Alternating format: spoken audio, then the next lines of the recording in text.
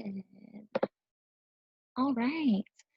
So, like I said, today we're going to be talking about domestic violence and the workplace. So, as we are aware, a lot of people have been laid off, have lost their jobs during the COVID-19 pandemic, um, and that does not exclude survivors. So, there have been a lot of survivors who have unfortunately lost their job. Um, and for a survivor, the workplace can actually be one of the only places that they have kind of a safe space where they aren't coming into contact with violence, especially violence at home. So it's kind of an escape, a place to kind of build new connections and relationships, but also just kind of allows the survivor a break in the day from their abuser.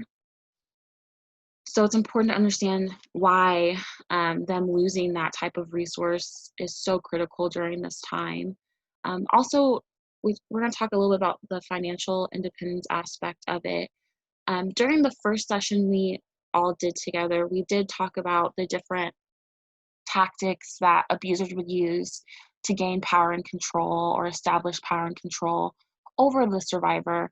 And one of the things that we talked about was that they use economic abuse. So basically, not allowing the survivor access to their own paycheck sometimes, not letting them know what the financials of the household are looking like, giving them kind of an allowance of their own money that they've earned. So different things like that. And they do that to make the survivor depend on them financially, because we know that it is hard for a survivor to leave if they don't have any type of financial foundation that could help support them if they did choose to leave. So for them being able to work, have a workplace, it did also open up the fact that they were able to kind of build that financial independence, and open that pathway for them to be able to leave if that is what they were choosing to do so. So for those who have been laid off and fired, they might no longer be able to build that independence and might be having to kind of fall back on their abusers again, unfortunately.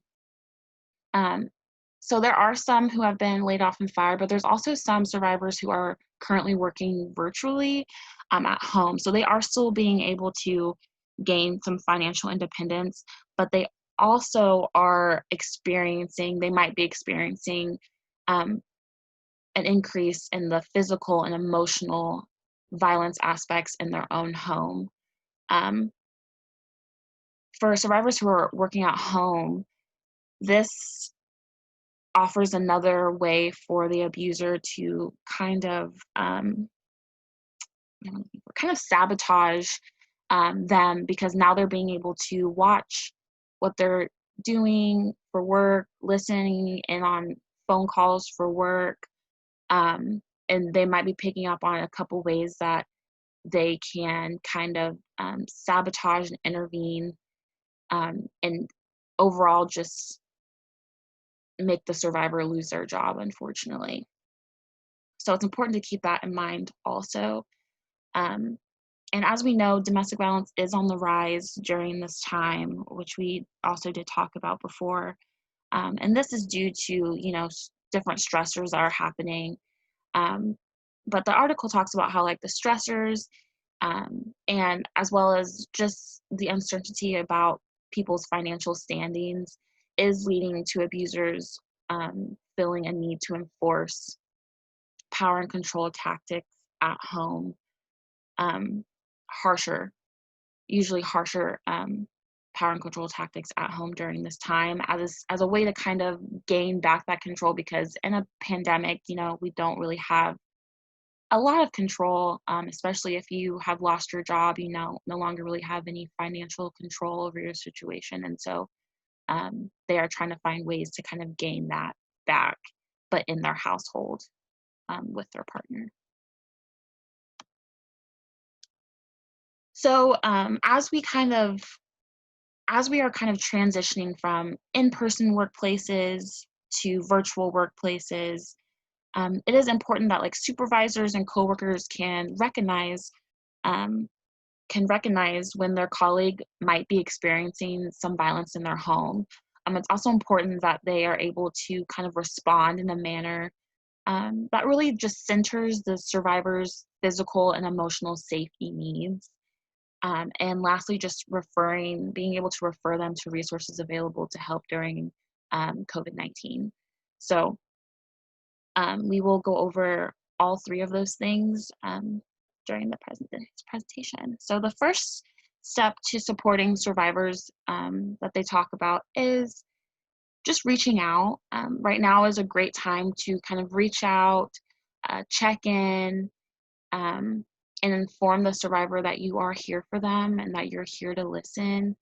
And because as we know, survivors are often isolated. It's another power and control tactic that abusers use um, by isolating the survivor from their friends and family. So they might be feeling especially um, isolated during this time because now they're not even being able to go to work possibly, or if they are working from home, their abuser might be monitoring them, so they're not really getting the ability to be able to communicate or participate in activities that they really want to during this time. So simply checking in with them um, can help them feel supported during this time for sure.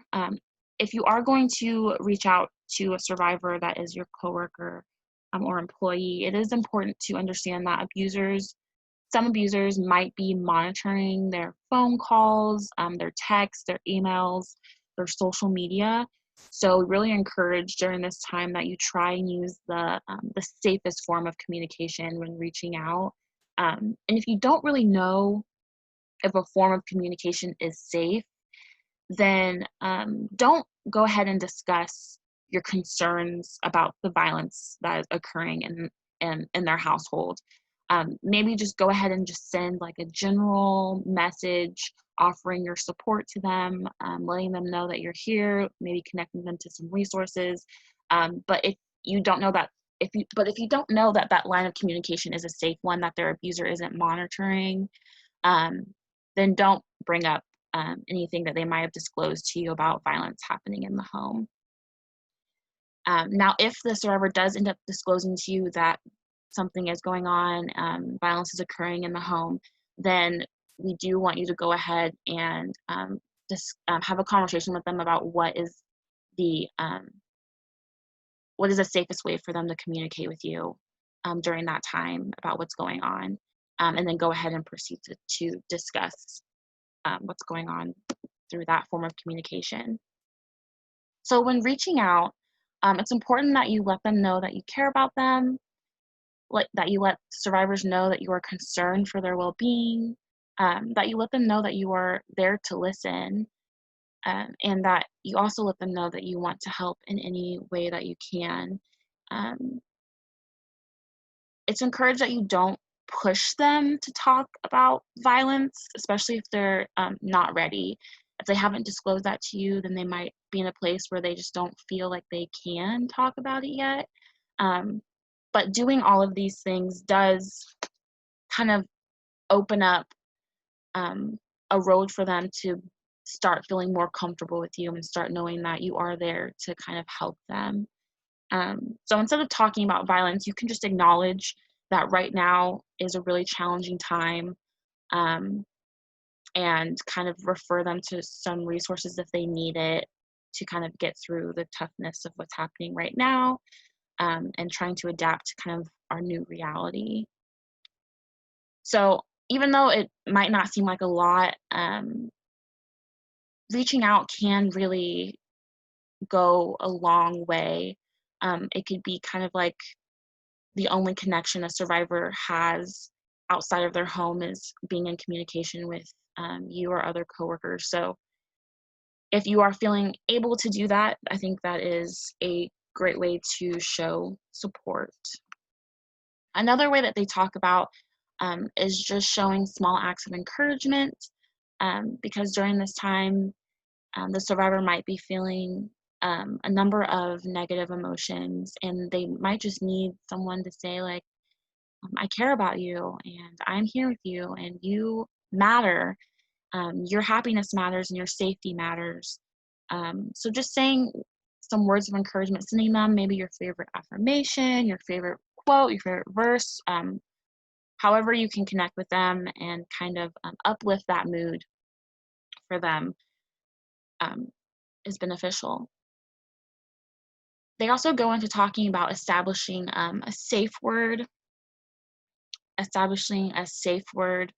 with the survivor, so that they can send a text to you if they are in need of help. So sometimes, like we just talked about, abusers will monitor the communication that survivors are having. So being able to have a safe word, a way to ask, or a way for them to disclose something is wrong without putting them in further danger is important. So an example of that might be if you text your friend who you know is in a household where there's violence going on, and maybe you haven't heard from her or him, or you haven't heard from them in a couple days, and you're just concerned. So you might just text them and say, "Are you missing French fries as much as I am right now?" So that could just be an example. And if they are in need of help or assistance, they could say, "I do miss French fries," or, "Oh my gosh, I miss French fries so much." Anything that seems like you two are just having a conversation. Or if they don't need any help, they could say, "Oh, I'm not really missing that. I'm good without it." Anything like that. So just coming up with something that you both could use. It could be a word, it could be a phrase, um, to be able to check in with one another is really important. So the next thing you can do to kind of support a survivor, is sending them basic necessities if you are able to. So, um, if the survivor needs food, transportation, or any type of supplies, just helping out when you can. I know that right now is a tough time for a lot of us, just meeting our own basic needs. But if you are able to do so, then it would really be beneficial for the survivor to be able to get those supplies, get that transportation, because they might not be able to, um, due to their abuser.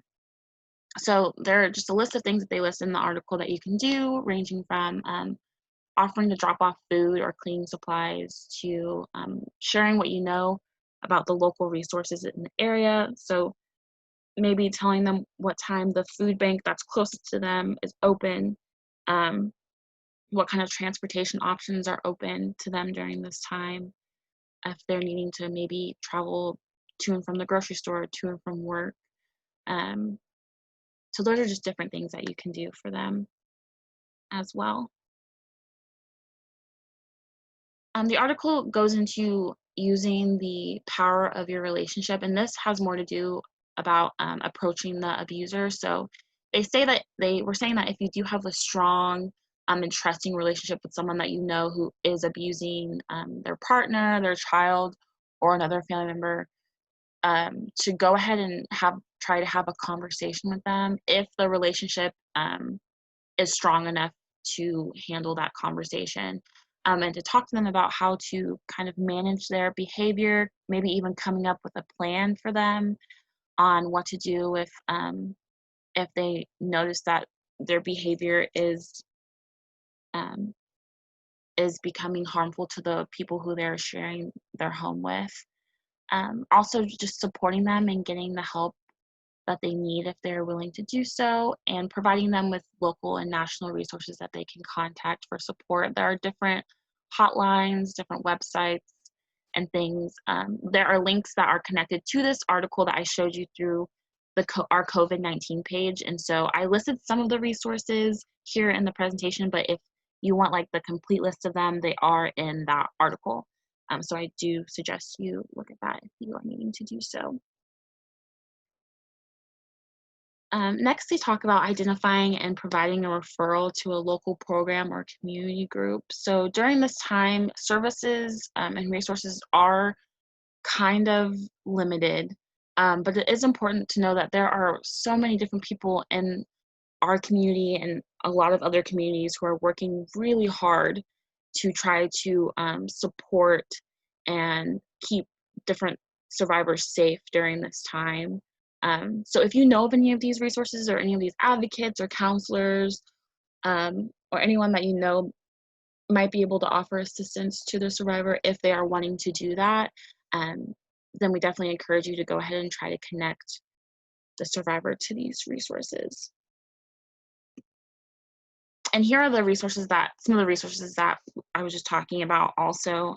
So if you want to take a picture of that, or if you want to write down a number real quick, I'll just give you a second. But there are multiple different numbers and websites that you could visit if any of these pertain to you. And lastly, when supporting a survivor, they just want you to take care of yourself. Supporting someone who is experiencing violence can really take a toll on someone, on your physical and emotional health. So being able to have some boundaries, setting those boundaries on what you feel comfortable helping them with, but also just making sure that you're practicing good self-care during this time, because you do deserve that support also. So there is a little picture here that does have some different ways that self-care can be apparent. So yeah. Next, we're going to be talking about supporting survivors who are unemployed or furloughed. So first they talk about just maintaining an open line of communication, which we have kind of already talked about, but understanding that survivors right now are dealing with a lot of stressors. And some of them that they list are added burdens of emotional and financial stressors, disrupted schedules. So they might have had a very specific schedule of their day regarding receiving services especially. And so now their schedules are might be non-existent if their abuser is not allowing them to continue receiving services virtually also, as well as they're not being able to go to work if that was a safe place for them. So just keeping that in mind, as well as they're dealing with unexpected health care and child care responsibilities during this time. So survivors overall just might be feeling extremely isolated, like we talked about earlier. So it's really good to try and stay in contact with them as much as you can, especially if you and the survivor or your coworker were really close in the workplace. It might mean a lot to them to still be able to have that relationship with you outside of the workplace or through a virtual workplace. So staying in touch really does give the survivor a sense of safety at times, and also opens up it kind of creates an opening for them to ask you for help, as well as you being able to connect them to whatever services that they're needing. So helping each other navigate systems. So kind of whether you both have been laid off or one of you have only been laid off, just kind of keeping that strong support system with one another and sticking together and finding resources in different maybe services, different food resources as well, just a number of different things that you all could share with one another to help get each other through this time as well is extremely helpful.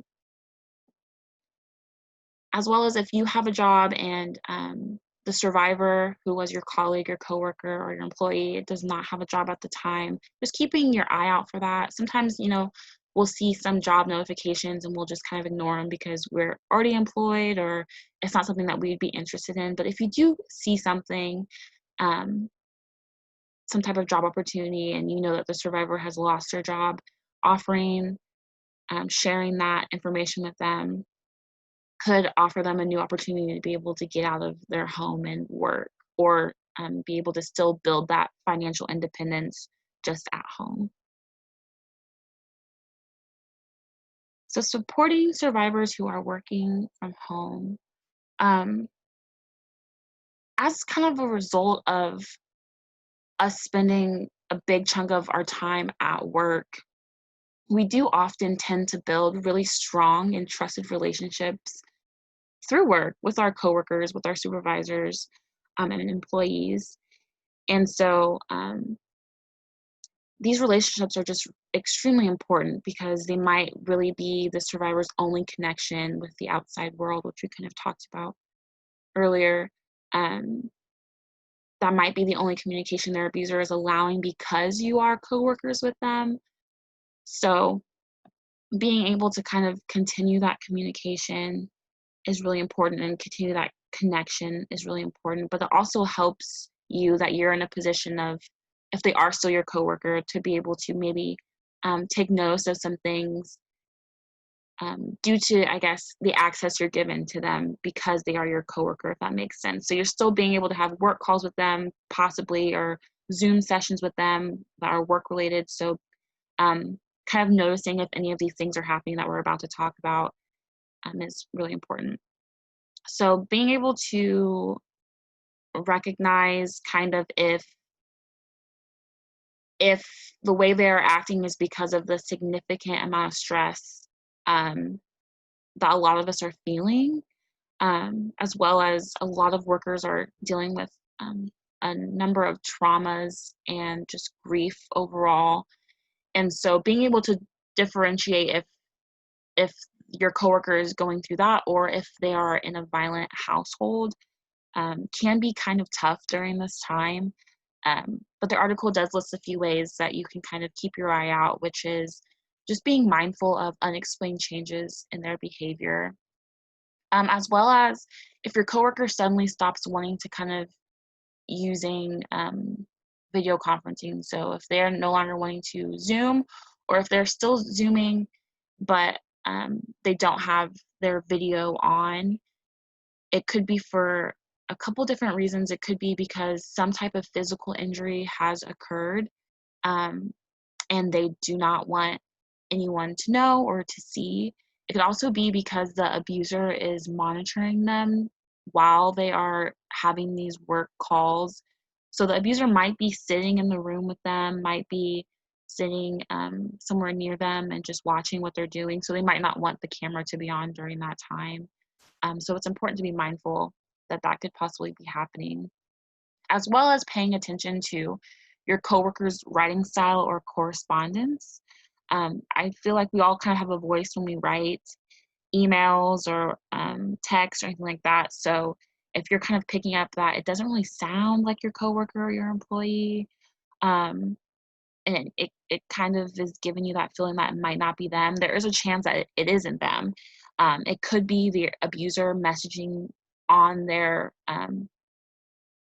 part, or maybe the survivor has no idea that the abuser is messaging other people from work, and this could be another way that they are sabotaging their employment status by doing so. It could also be that the abuser is just reading everything before the survivor is sending it and making them edit it. So if it doesn't sound like them, it's okay to question that, and okay to keep your eye out for that type of behavior going on. So again, just routinely checking in with employees and coworkers. It does help to provide that connection. Just when you do check in, being able just to check in, listen to what's going on with them, and offering support, as well as sharing those community services and resources. So if you are a supervisor, the article does talk a bit about trauma-informed supervision. So basically recognizing that the majority of people in a workplace have experienced at least one traumatic event in their lifetime. And those events do impact individuals. It impacts how they relate to others in the workplace. It impacts how they process information given to them in the workplace. And overall, it impacts how they interact within that workplace. So keeping that in mind, especially during this time, and just being empathetic to your employees during this time is really important. Prioritizing their safety, trust, and empowerment is also a big factor. because when you do go ahead and when you do strengthen um, an employee's ability to thrive, like in a workplace, it does give them it empowers them to do the work and to also kind of again thrive despite any trauma or traumatic events they have faced. They know that they can thrive in that environment, and so being able to create that space for them at work, whether it's online or in person, is really beneficial for them, as well as centering and prioritizing the employee's needs, the survivor's needs, and making accommodations for them as they are needed. If you are a supervisor, it is encouraged that you are routinely checking in on your employees and your coworkers, and inquiring about what they need during this time, as well as how they're doing, their well-being, offering them support routinely, and reminding them of different workplace resources that might be available to them during this time if needed.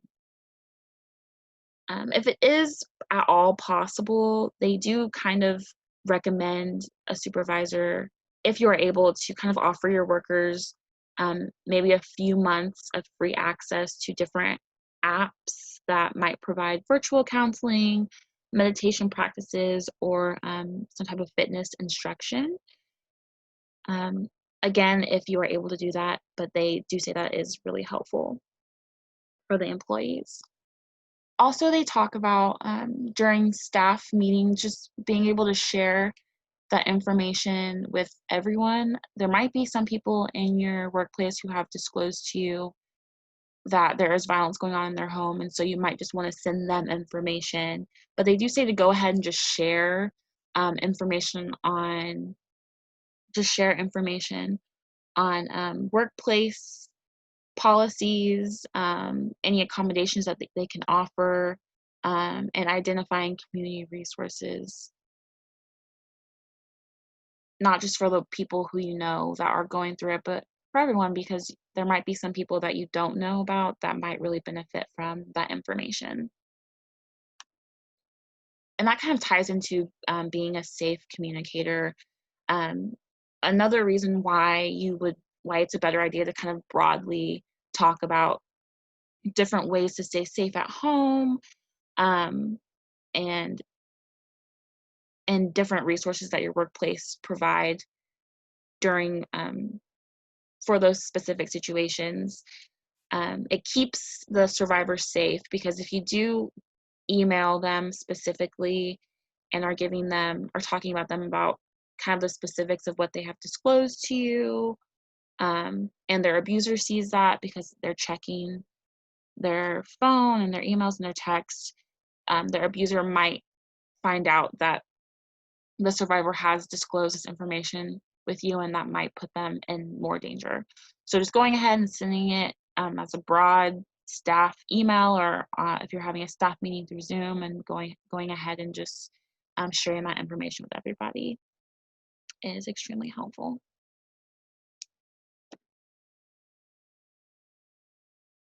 Next, they talk about referring to local programs and promoting safety. So if someone that you know at work, who you supervise or who you just work with, if they do go ahead and disclose to you that they are experiencing violence and abuse at home, um, the article does encourage that you kind of assess what their current safety is through yes and no questions. So instead of like calling and asking, "How can I help you?" You could ask, "Would you like me to give you the number for the domestic violence hotline through text? Do you need me to call the police? Are you safe right now? Are your kids safe right now?" And that way they can just say yes, no, instead of having to describe the situation in full, and possibly alerting their abuser that they are trying to receive help during this time, or trying to contact someone else about um, the violence that's happening in the home. encourage your coworker or your employee to reach out to their local domestic violence center if they do disclose this information to you. Centers just like the Willow, um, and if they do contact the Willow, then they can talk to an advocate about exploring their options if they are wanting to leave, or if they're wanting to stay but they're wanting to stay safe, so they could create a safety plan um, for staying in the home, especially during this pandemic time. We do encourage that you um, tell them about that resource, especially. And if the employee determines that they are no longer safe to stay at home, then go ahead and provide them, as a supervisor, go ahead and provide them information on like the sick and safe leave policies that your workplace has, and any other workplace accommodations. So that way, if they're wanting to leave their home um, and seek safety somewhere else, that they can without having that stressor of, am I going to lose my job? How am I going to do this and this and this if I'm working online and I don't have a Wi-Fi connection because I'm leaving or something like that. So just being able to work with them and accommodate them, and again, share that information on those accommodations so that way they know that they are protected if they need to do that to be safe. And lastly, the article talks about safely interrupting or intervening.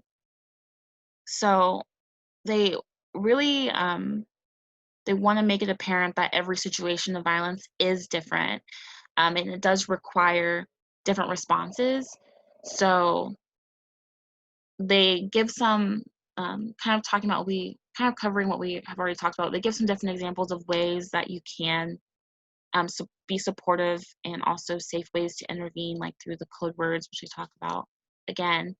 Um, but every situation is different, so kind of assessing the situation and seeing what is going to be the safest option for the survivor is really important. So some different times that you could kind of intervene might be like on a work-related video conference. So if you are having a staff Zoom, um, go ahead and creating a code word for maybe a supervisor and some coworkers, or maybe just a coworker and the survivor.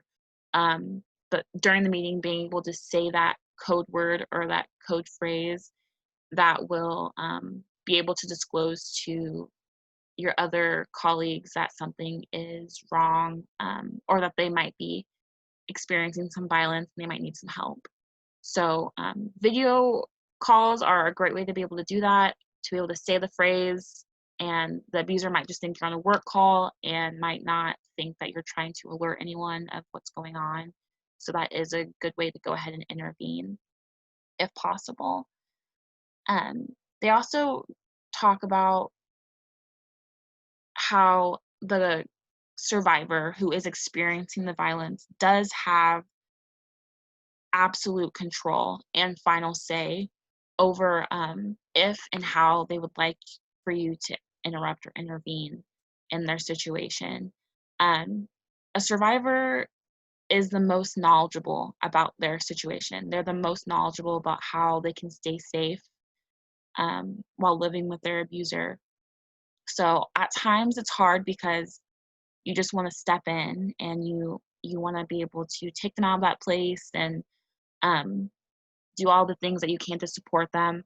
But at the end of the day, you have to be able to trust the survivor and trust that they know what is in the best interest for them, what's the safest decision for them, and to respect that decision, and to talk about ways that they're comfortable with you supporting them, um, and what that would look like for them, and not just kind of our own view of how we would like to support them is extremely important. So keeping that in mind, that they have the final say if they want to leave, if they don't want to leave, if they want help, if they don't want help. At the end of the day, it is up to you. Um, and the biggest thing you can really do is just support them and let them know that you're there, and have open communication with them. So that is all that I had for the presentation today. Thank you so much for tuning in if you were able to. If you have any questions, please feel free to email me at awilliams@willowdvccenter.org, Williams being WILLIAMS. All right. Thank you all. Have a great day.